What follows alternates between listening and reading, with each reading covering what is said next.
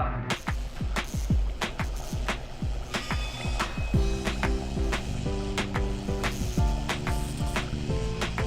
She's alive! Alive! Please give a warm welcome to the hosts of The Bride of Alternate Ending.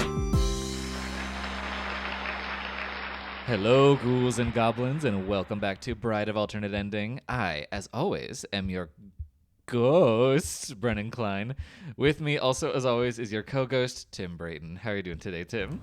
I'm insulted because you, when you're describing yourself as the ghost, you get to be the fancy pronunciation, but you just said co-ghost normally when you describe me.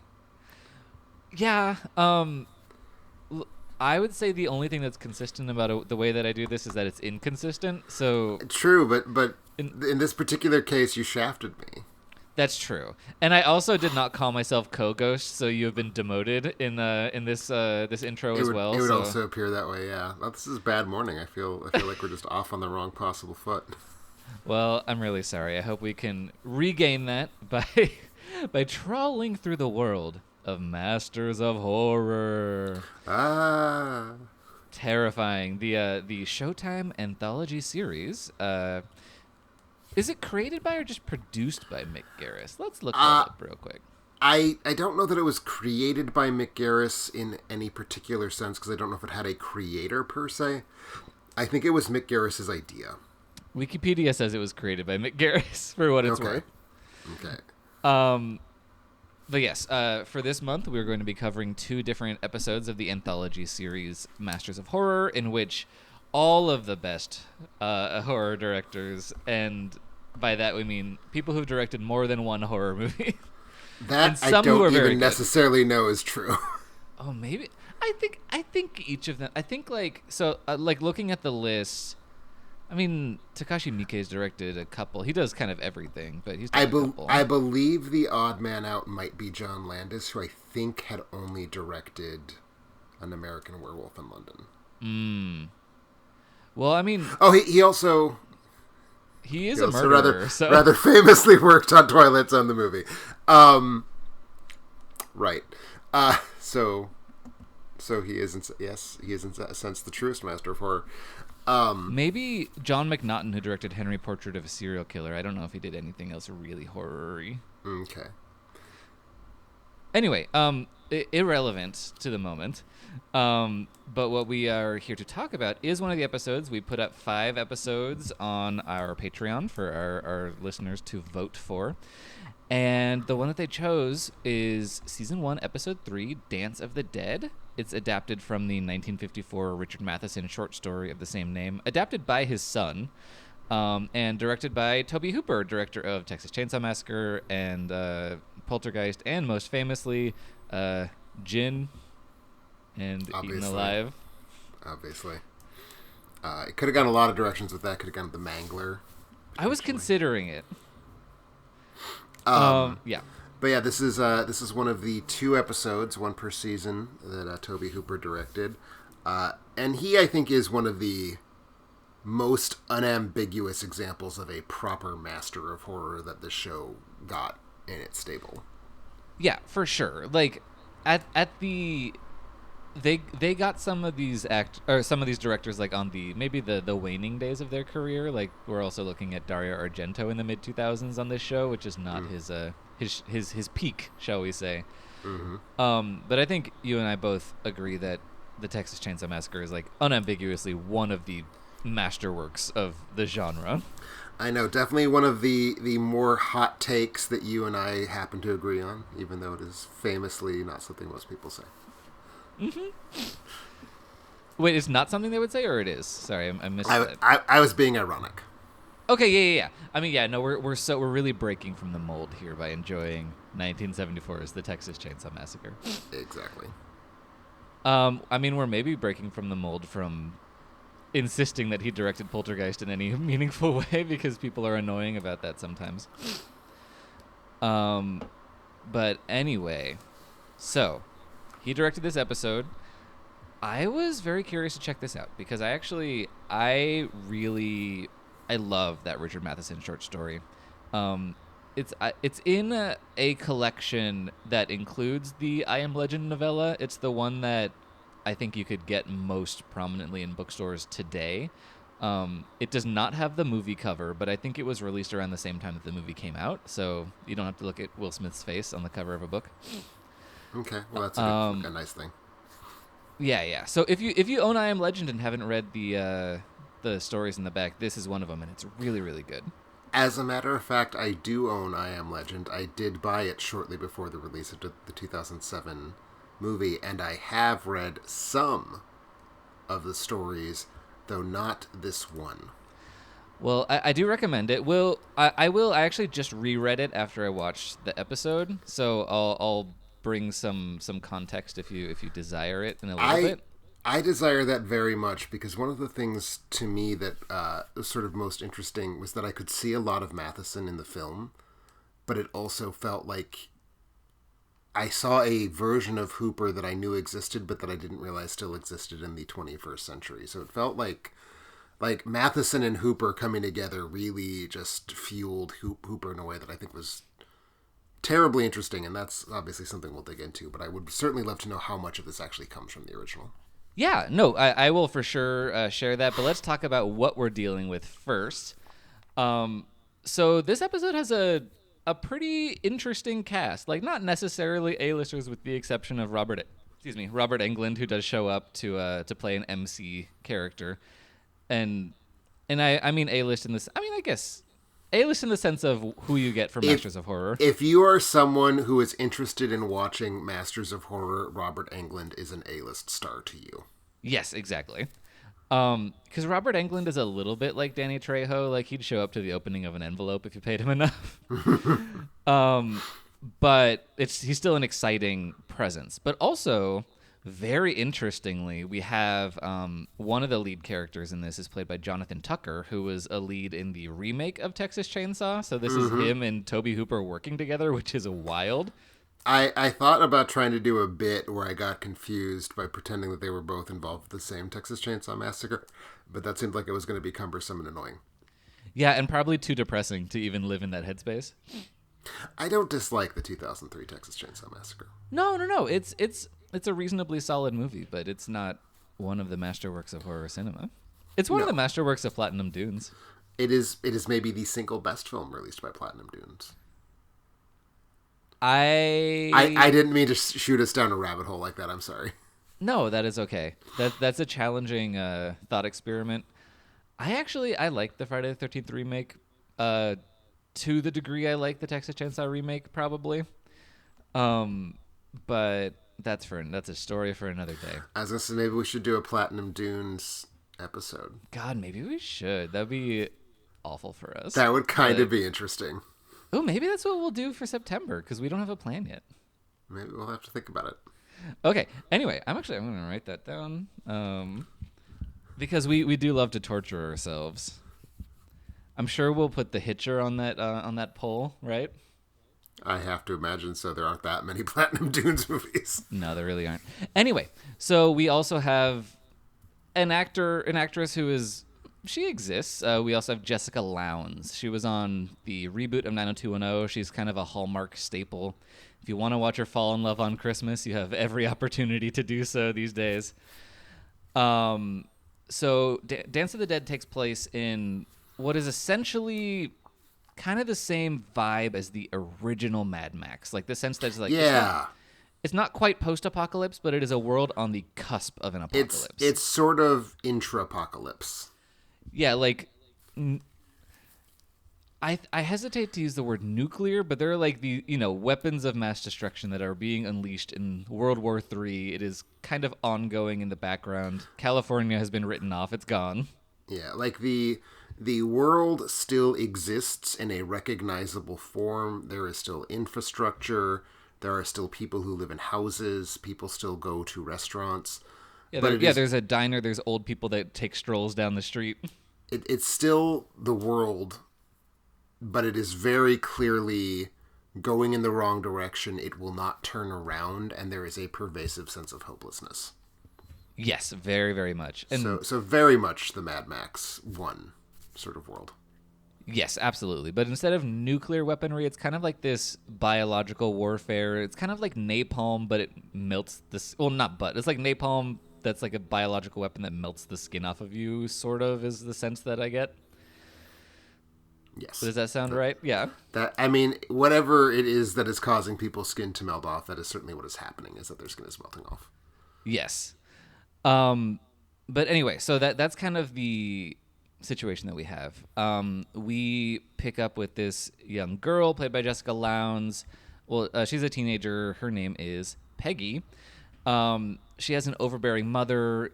We get the sense, like the episode starts with a flashback to kind of like right at the beginning of the war. There's this little girl's birthday party. It turns out it is Peggy's birthday party, but there's all these little girls running around, and that's when the first like major attack in their area happens. And we get to dive into that a little bit more later in the episode. I think the flashback I think happens 3 times, and every time we see more. Is that correct, or are there 4 times? I think 3. I think 3 feels right. 3 is the classical number. It is a 60-minute episode of television, so it's not like they have a lot of room to play with. But it's definitely that thing where we see like quick flashes, and we sort of get a sense of birthday party. The opening credits happen over like an out-of-focus shot of balloons. And we see just like hints of like people's skin being fucked. And then we return to it, and we see more and more as it goes along. Yeah, we get more and more context about what happens and who survives and how. But ultimately, what we learn immediately is that Peggy, the teenager, is alive. Her mother runs this diner and is having the memory flashback to the birthday party. And she does have an older sister who is no longer with us, but we don't know exactly how at this time. But anyway, we also see that Robert Englund is the MC of this kind of apocalyptic leather punk bacchanal at this club called the Doom Room.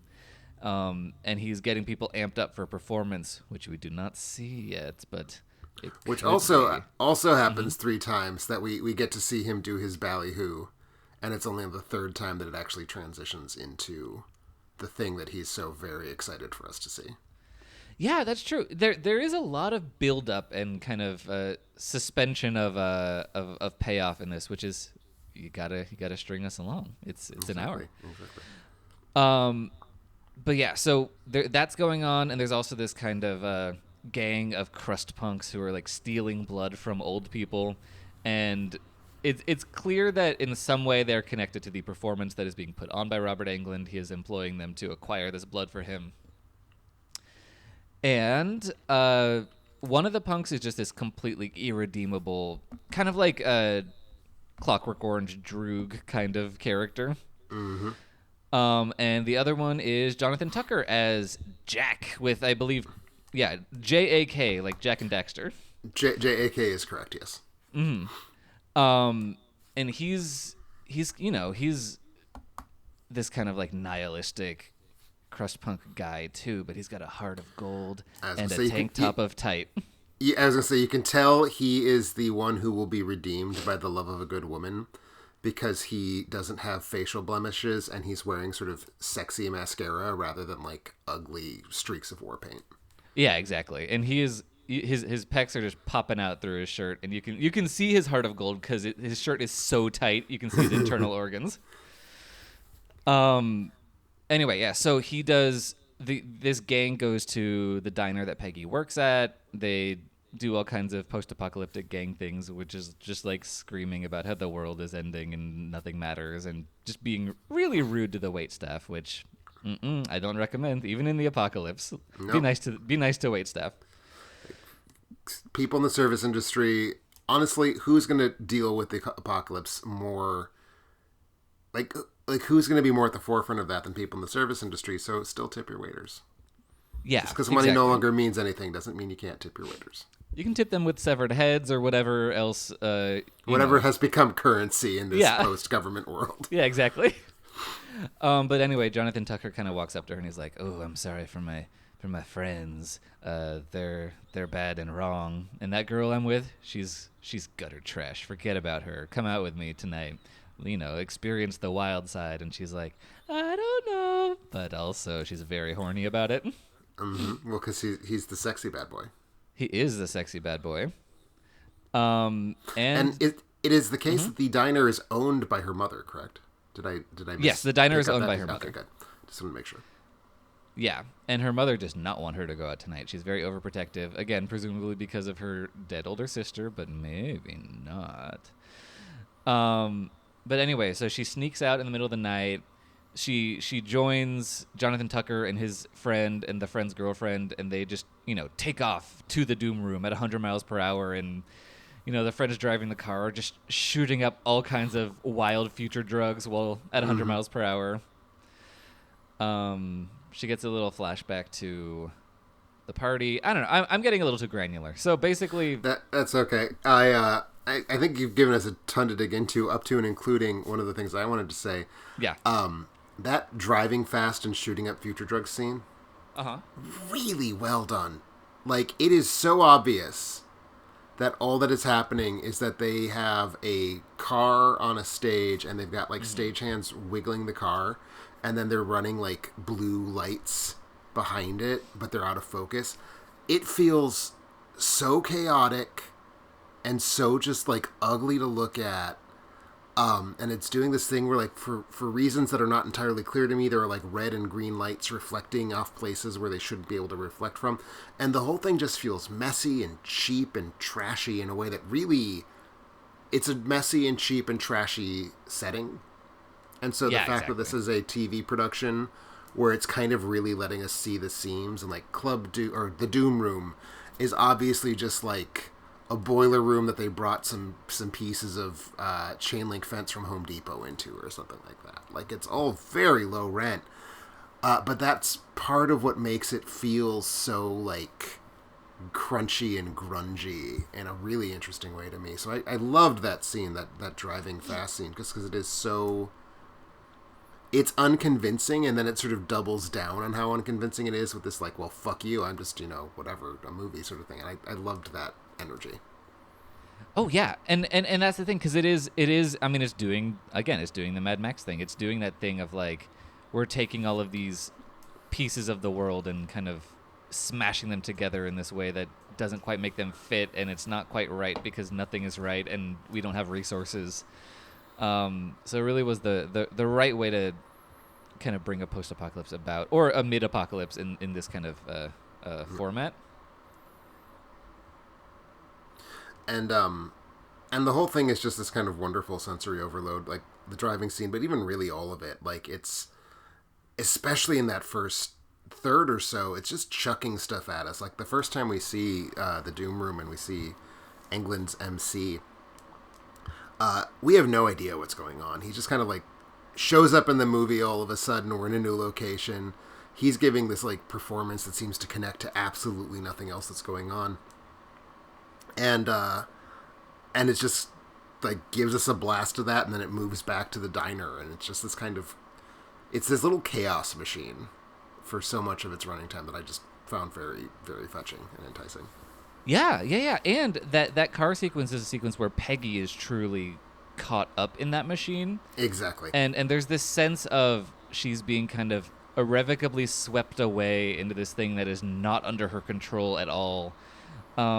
And the guy behind the wheel is like shooting muscle relaxants into his neck, and his girlfriend is drooling into a test tube, and there's just this, it's pure chaos that she can't escape from. She can't jump out of this car. She's just stuck in it, and this is gonna, this is gonna change her life forever, Exactly. And I loved about it, this movie made me feel really, really gross. Oh, for sure. It's grotty and disgusting. Like when they're shooting into necks and drooling into test tubes, and like, I don't think the actors are ugly, but they've been made to look just oily and sweaty and zitty, and their hair is terrible. It's just, it's a terribly filthy feeling movie, and it's not pleasant to look at. It really feels like it hates us a little bit.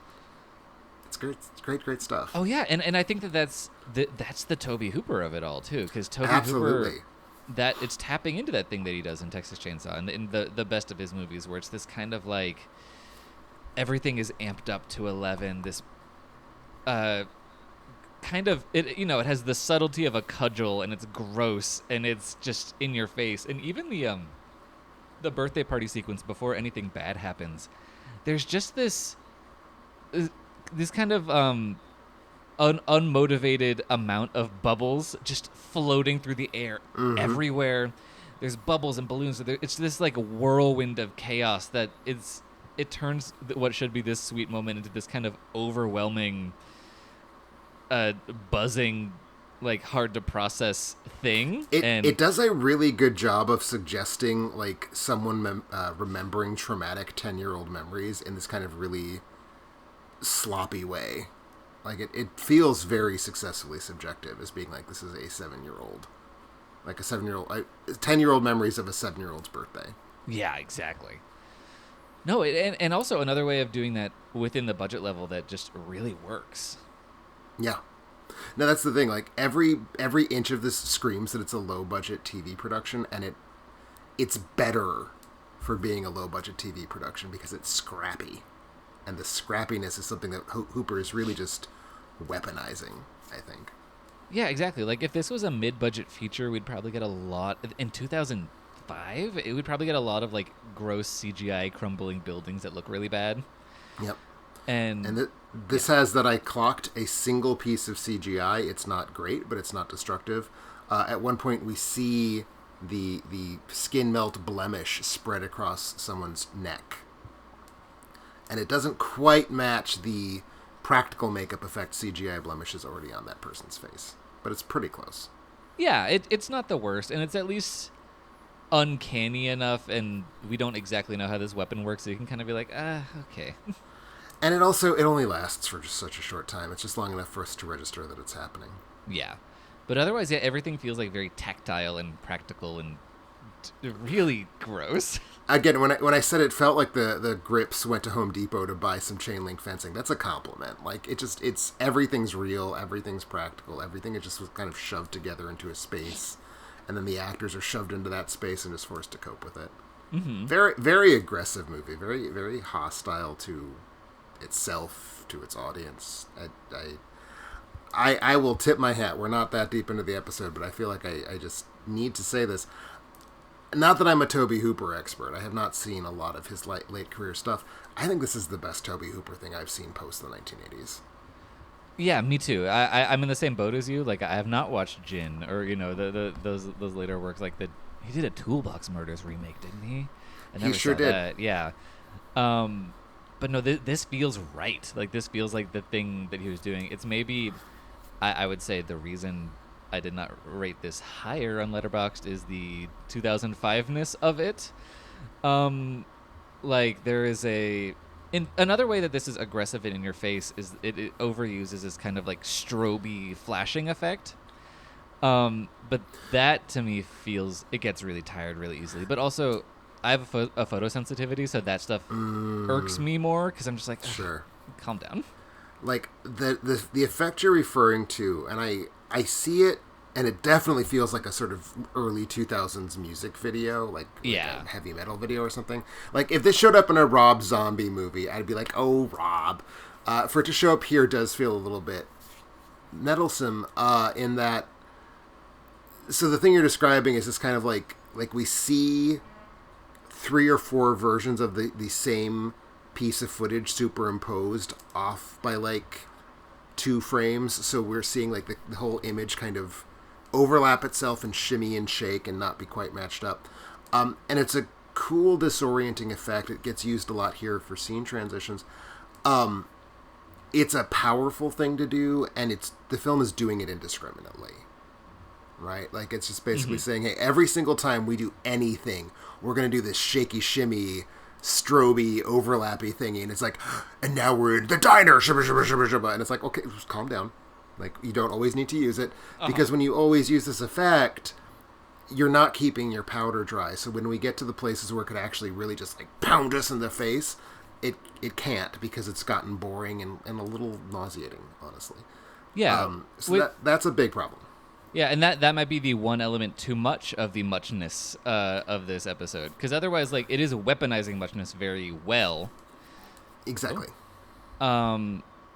But yeah, so no, I wasn't a huge fan of that. And look, we're like what 1 year off from Saw, which really popularized that kind of look in horror filmmaking, especially. But also, Absolutely. we get a bit of it in other episodes that I've seen before. So maybe I can just blame Mick Garris for that. Let's say that that's the case. I mean, the Masters of Horror thing was definitely trying to go for that, like, death metal fancier type of 2000s horror crowd. And again, post Saw, so like there's no question about that. So it is a little annoying that it does that specific thing. The other like substantive criticism I have of it, and I wrestled with 3.5 versus 4 stars for this one. I ended up on 3.5, but it would benefit from being 40 minutes long, I think. I feel like it has to delay Peggy's first trip to the Doom Room, and it does so mostly by just kind of shuffling back and forth between the same 3 kinds of scenes a little bit too much. Ends up being 59 minutes, which I feel like there was some variability in how long the Masters of Horror episodes could be. I don't think they had to like hit 60 minutes on the dot.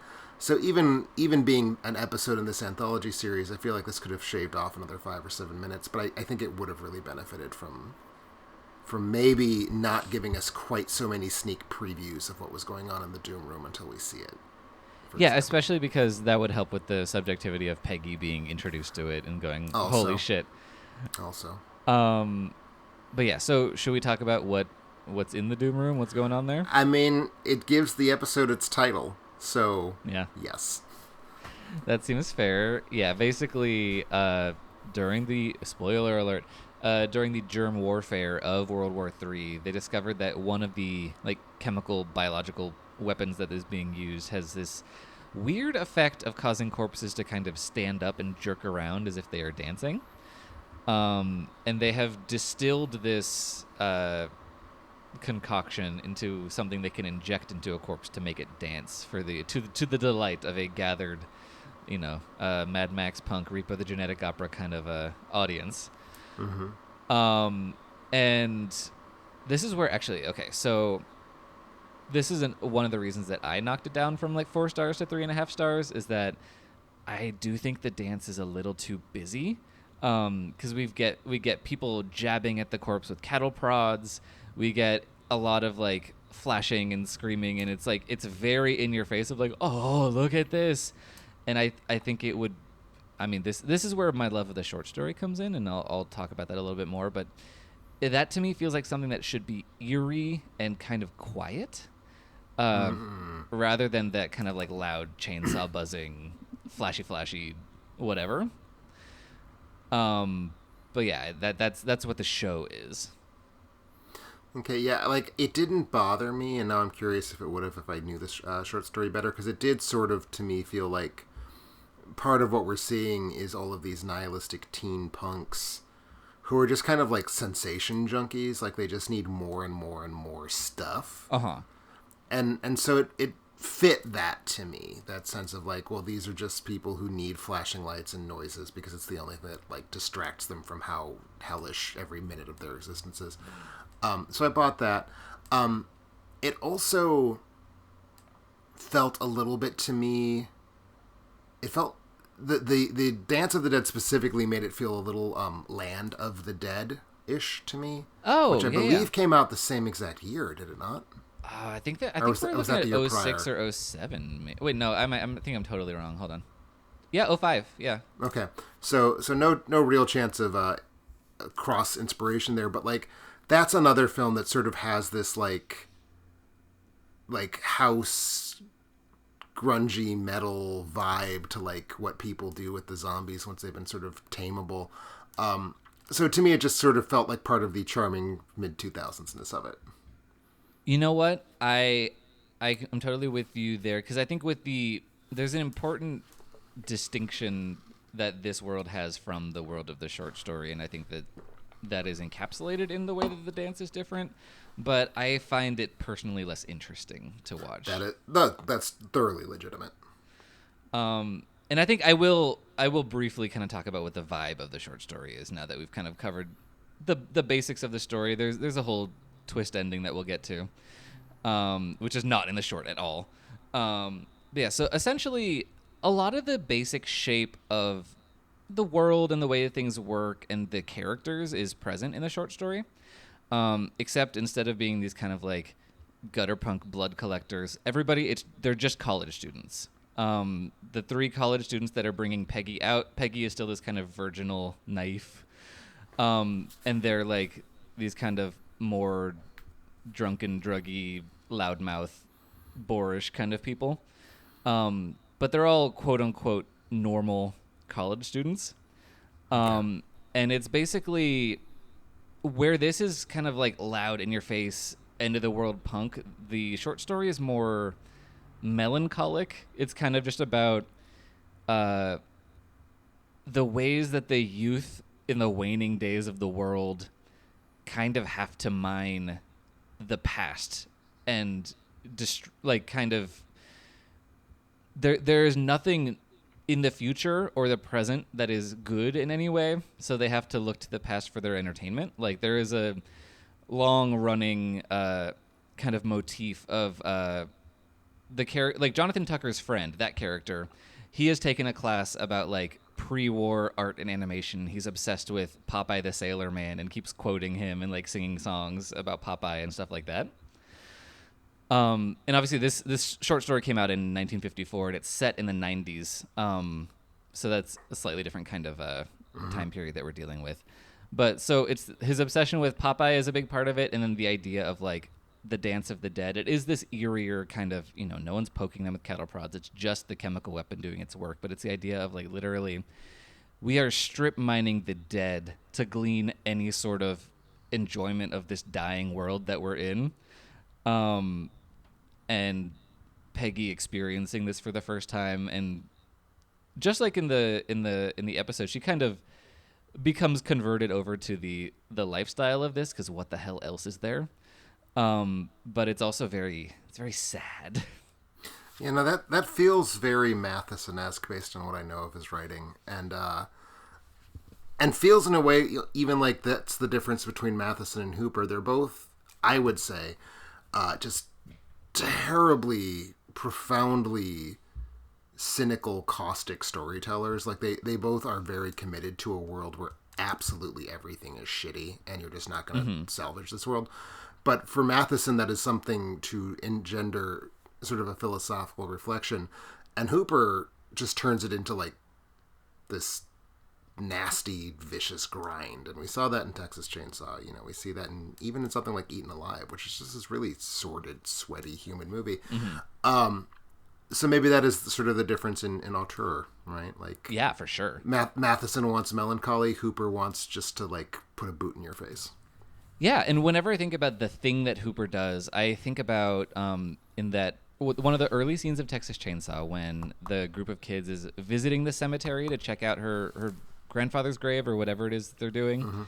There's just that drunk sheriff guy who's just like slurring and shouting at them, just sitting on the ground or whatever, and he's like rah, rah, rah.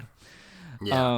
And it's just like that character doesn't need to be there. He's just there because the world sucks and it's all a mess and it's all melting around them. And so yeah, that's very, he's doing that here. Oh, he does that. He does do that in the Funhouse also, which is. I was just gonna say, I know we just discussed that you're not as big a fan of the Funhouse as I am. But that's another one where it does it. It's just like it's just dirty. Like it exaggerates all the parts of like a carnival that are just scuzzy and rusty and bad. Yeah, and he does that really well. You're right. It is a really interesting marriage of these two authorial voices that I wouldn't have thought would really go together. I mean, it doesn't surprise me that I do, because again, they are united in this sort of deep conviction that yeah, everything is actually that shitty. Like it is. They are both authors whose defining mode to me is hopelessness. Yeah, and Dance of the Dead is an incredibly hopeless story. It is. It's. That's one of the ways it's not like Mad Max, and that Mad Max really, right up until those last 5 or 10 minutes, is about people trying to like look at this world and say, but we can still make this happen. We can still like live by the rules, and we can still eke out something good about our existence until the movie finally says, no, you can't. This is a movie where everybody has already more or less decided there's not really any going back. Like, we're not going to save what's happening here. So there's, I think, a sort of very just pungent despair that starts pretty much right away. Certainly if we haven't already seen it by the time the old couple gets accosted. That's just a painful scene to watch. It really is. It's so dark. The old couple, especially I think the husband, the actor playing the husband, are just so good at seeming scared in this very feeble, hapless way. Like, he just kind of ends up on the ground looking pathetic, like a dog that you kicked. It's really just sad to look at. No, it's just this incredibly dark vision. And it gets darker, I guess, but just in a melodrama kind of way. So, just to clean up, just to get to the end of this story, basically it turns out that the one of the corpses that they're watching dance is the corpse of Peggy's older sister. And she freaks out. Jonathan Tucker helps her, like, steal the corpse and carry it out of the building, and Robert Englund's like, you can't steal my property. And she's like, my sister doesn't belong to you. And then her mom shows up because she's been chasing after her. And it essentially turns out that her mom sold the corpse of her older sister to the Doom Room before she even died, because she had overdosed but hadn't died yet. And she's like, you can fucking keep her. Because the older sister she was part of this like culture of go to the Doom Room and be just a drugged out maniac. So like the mother was sort of tired of the sister. And I think this was kind of the ultimate, just like, I've lost her. She's dead to me. Yeah. And now dead to everybody. The mother doesn't even like the sister before the war either. Like, she's like, stop complaining. It's your little sister's birthday. You're ruining it. And there's just this weird tension between her and the older sister. His name is Anna. She just doesn't give a shit about Anna. No, the movie in general, I think it does a good job of sort of foreshadowing this. Just making it clear that the mother is a caustic figure in ways that don't immediately seem to be would sell her daughter's corpse to this horrible club, but like when it happens, it doesn't feel like how could you? It's like, oh no, I saw all the pieces there. I just wasn't willing to assemble them, which is again part of the subjectivity with Peggy, I think. Oh yeah, absolutely. And then of course, so essentially the button on the end of it is that the mom does get killed during this whole scuffle, and Peggy eventually is seen like looks like she basically does a swap, like gives the MC the mom so she can take the sister and give her a proper burial. Yeah, exactly. And then we see her later. She's dressed like Sandy at the end of Grease, like she's in leather and yeah. Much like Jack, she is the like sexy like goth mascara wearing version of the punk rather than the like oily and pustulant version of the punks. Yeah, exactly. She's not quite Nux from Fury Road. Exactly. But yeah, she's all like, "Ooh, tell me about it, stud."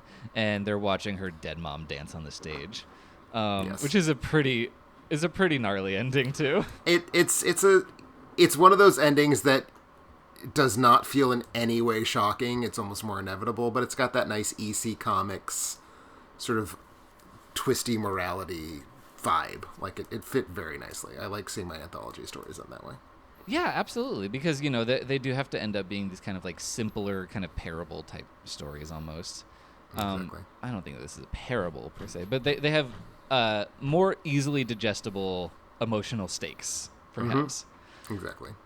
I would say that especially I think like the Matheson of it, like he kind of, I know he had already been a published author by the time he started writing for the Twilight Zone, but like Matheson writing for the Twilight Zone is kind of to me the like quintessence of him honing his voice. Mm-hmm. And I mean, he did some of the best episodes of that show. I mean, famously he did the Terror at 20,000 Feet, the one where William Shatner sees something on a wing.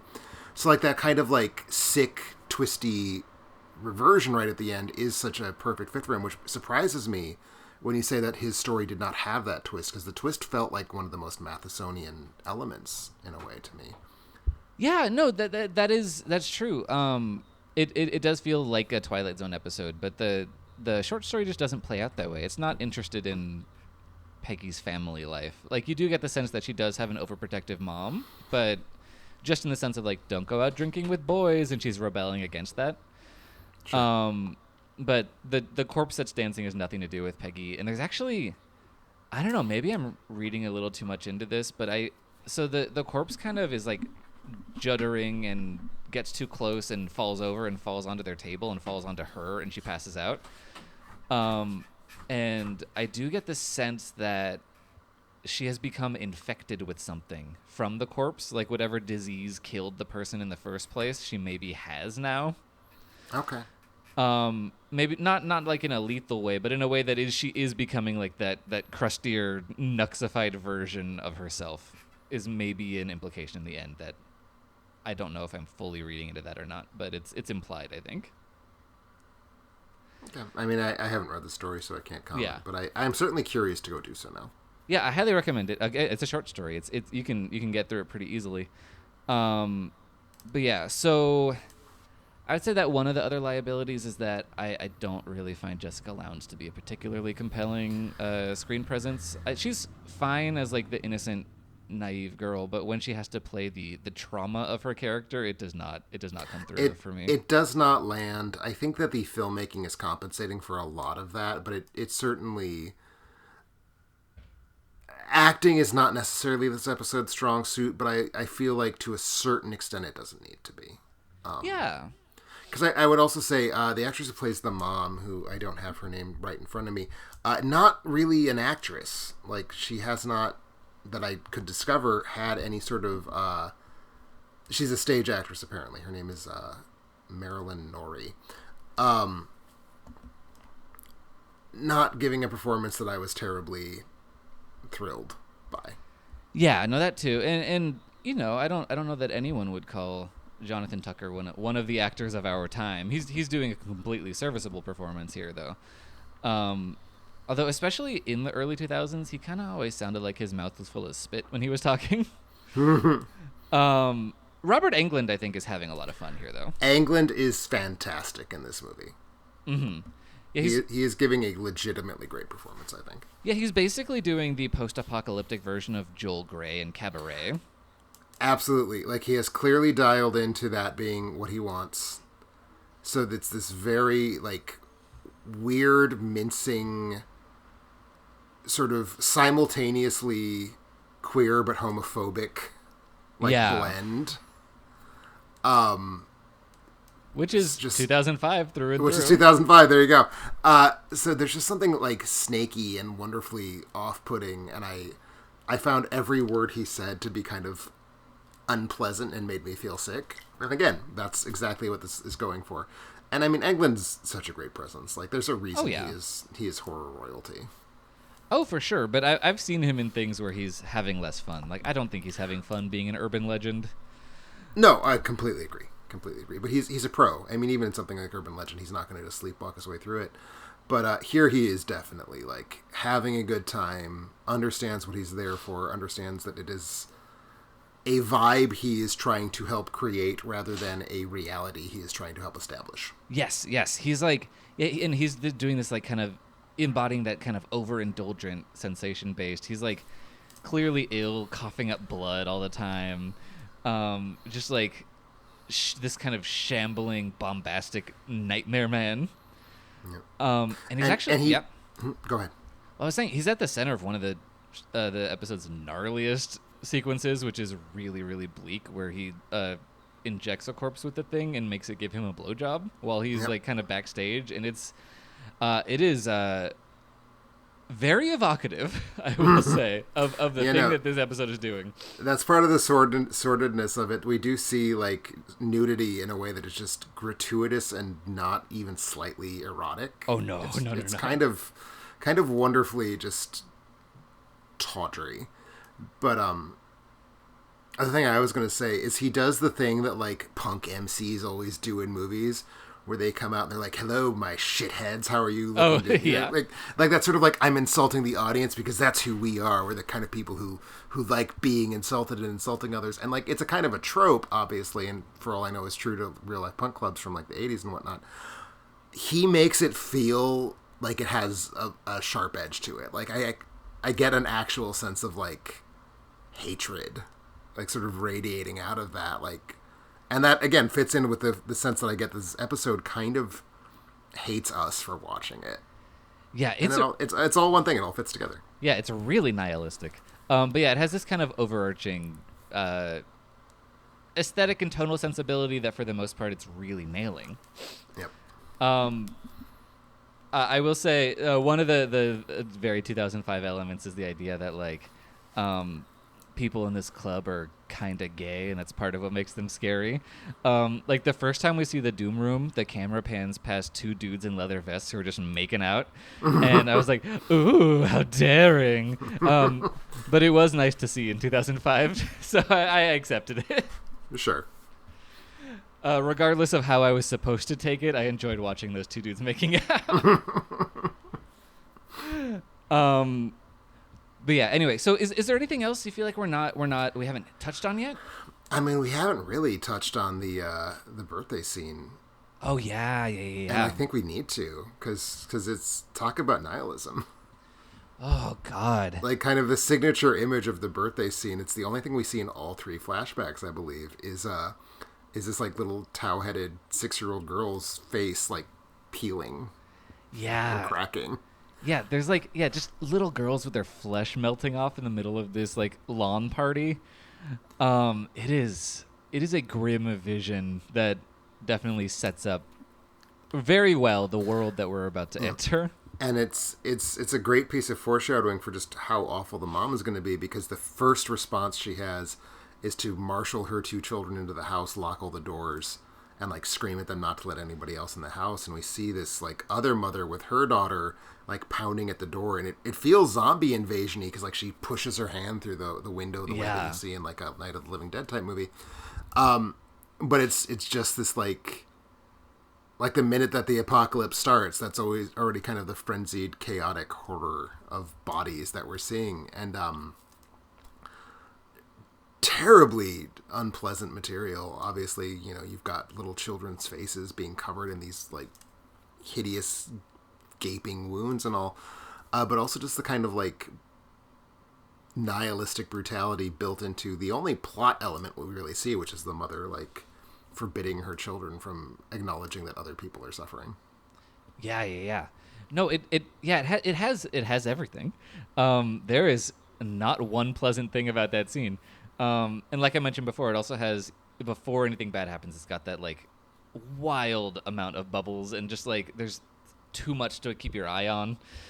And it's just constantly... It's kind of weirdly, not desaturated, but like the saturation has been pushed into like this pastel dimension. Yeah. It's just, everything about it is just a little wrong until it's all very wrong. Mm-hmm. And yeah, it is a really powerful scene, and there's a lot of shit in this episode there. Like you said, it does feel actively unpleasant. Like it is so punishing to watch, but in a way that I found satisfyingly nihilistic, I guess, for this kind of story. Oh, absolutely. I mean, I think like, is it a little bit of a sort of edgelordy 2000s thing? Probably, but like, I think there is a need and a value of this kind of just like everything is awful and I'm going to grind your face in it type of nihilistic horror. I think it's the mode that Tobe Hooper is absolutely best in. I mean, give me this over fucking, Life Force any day of the week. Oh God. I forgot. Oh, we did that one for this show. We did that one. I forgot that's one of the reasons I've seen Life Force 3 fucking times is that we did an episode on it. My God. Yeah, so, Tobe Hooper had his ups and downs. I don't know, and even though this episode is a lot, I don't know that it is not fun. I don't know if that's not even the right word, but there's like an energy to it. It's not like a fun time, but it's not a miserable time. No, it's not, and it's part of the subjectivity, right? We're being seduced. Peggy is being seduced, and we are through her sort of seeing how this is, it's at least something. Like, there's at least Yeah. some emotions that are being generated, even if they're almost uniformly negative ones. Uh-huh. It's not passive. Yeah, Right? it's And that's kind of exciting. yeah, it's like the roller coaster. It's like being on a roller coaster. In the like a really rattly one that's shaking your teeth loose and you think you might die. But you get off of it and you're not like, you kind of feel like you're going to throw up and you're like, well, I didn't have a good time, but it was exciting. Yep.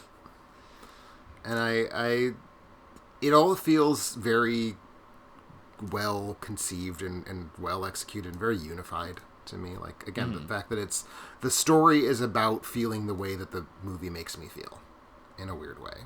Yes. So no, I enjoyed it. Again, I'm no more an expert on the Masters of Horror than I am on the filmography of Tobe Hooper. I've seen, I don't know, maybe a half dozen episodes. I've seen both Dario Argento's. I've seen one each of the Dante and Carpenter's. I've seen a couple others. I'd have to look up a list. This is definitely my favorite episode I've seen.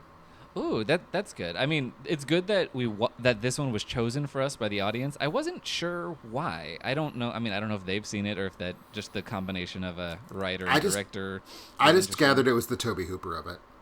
Yeah, perhaps. Yeah, we didn't put we did put, I think we put one Carpenter on there, but we didn't put like as many of the big ticket directors. We didn't put Argento on. We didn't put an Argento on because I just watched them last year, and I don't think we put a Dante on. Oh, I think you're right. Maybe. I don't remember. Doesn't really matter. But I was curious why this one, because it kind of won, not by a landslide, but it was very considerably like the number one choice from people. And that did surprise me. But now it doesn't, because this episode was really good. It was really, really good. And it's the first time I've ever watched a Masters of Horror episode, and my response was like, oh yeah, that's why they did this anthology, was so they could let people uncork like that. And I feel like I was supposed to have that response to several other episodes, but, hey, Tobe Hooper needed this movie at this point in his career, and I'm glad he got it. Yeah, if it only happened once, at least it happened here, and at least it happened to Tobe, who, deserved a little treat. Yeah, I don't know. That's what I got. It was a 59-minute episode of television. Exactly, and I think we are therefore duty bound to try and make sure we don't make this a 59-minute episode of podcast. So probably should wind down. But yeah, no, great time, great sordid, nasty, sweaty, awful, nihilistic time. So thank you, listeners, for selecting it. Yeah, thank you so much. And we will be catching up with you in 2 weeks. So we'll be discussing the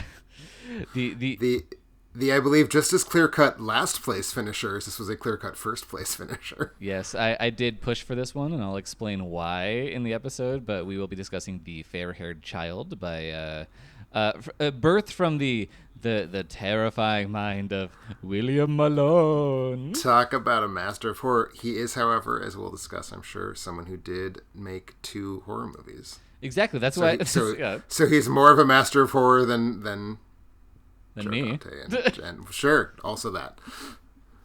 But yeah, anyway, so that's what we're going to be doing in 2 weeks. You can find more episodes of this show and the regular alternate ending show, as well as reviews from Tim and sometimes me on the alternate ending website. You can check all those out at alternateending.com. Thanks so much for listening. Have a good, August, I guess. Have Bye. a spooky August. Yeah.